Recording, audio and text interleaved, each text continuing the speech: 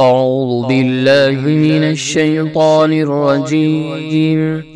بسم الله الرحمن الرحيم.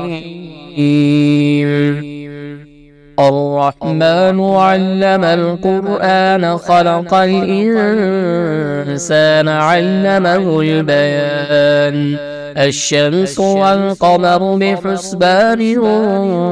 والنجم والشجر يسجدان والسماء رفعها ووضع الميزان ألا تطغوا في الميزان وأقيموا الوزن بالقسط ولا تخسروا الميزان والأرض وضعها للأنام فيها فاكهة والنخل ذات الأكمام والحب ذو العصف والريحان فبأي آلاء ربكما تكذبان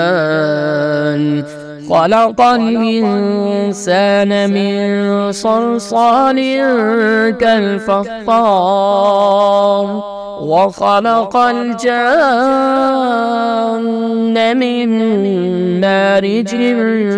من نار فبأي آلاء ربكما تكذبان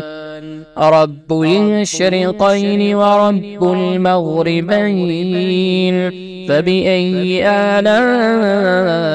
ربكما تكذبان مرج البحرين يلتقيان بينهما برزخ لا يبغيان فبأي آلاء ربكما تكذبان يخرج منهما اللؤلؤ والمرجان فبأي آلاء ربكما تكذبان وله الجوار المنشآت في البحر كالأعلام فبأي آلاء ربكما تكذبان كل من عليها فان ويبقى وجه ربك ذو الجلال والإكرام فبأي آلاء ربكما تكذبان يسأله من في السماوات والأرض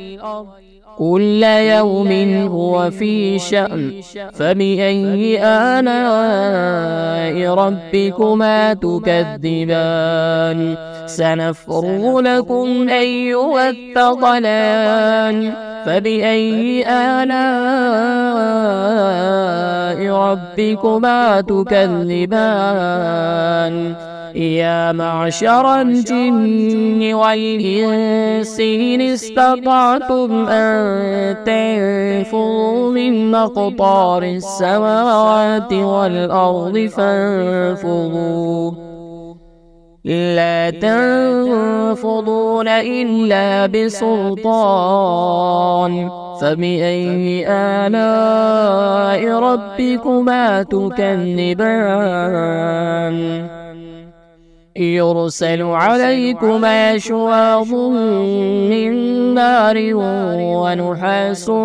فلا تنتصران فبأي آلاء ربكما تكذبان فإذا انشقت السماء فكانت وردة كالدهان فبأي آلاء ربكما تكذبان فيومئذ لا يسأل عن ذنبه إنس ولا جان فبأي آلاء ربكما تكذبان يعرف المجرمون بسيماهم فيؤخذ بالنواسي والأقدام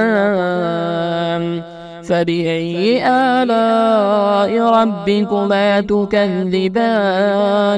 هذه جهنم جهنم التي يكذب بها المجرمون يطوفون بينها وبين حميم آن فبأي آلاء ربكما تكذبان ولمن خاف مقام ربه جنتان فبأي آلاء ربكما تكذبان ذواتا أفنان